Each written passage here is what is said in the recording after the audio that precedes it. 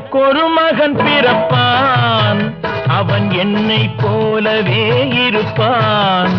தனக்கொரு பாதையை வகுக்காமல் என் தலைவன் வழியிலே நடப்பான். எனக்கொரு மகன் பிறப்பான், அவன் என்னை போலவே இருப்பான். தனக்கொரு பாதையை வகுக்காமல் என் தலைவன் வழியிலே நடப்பான்.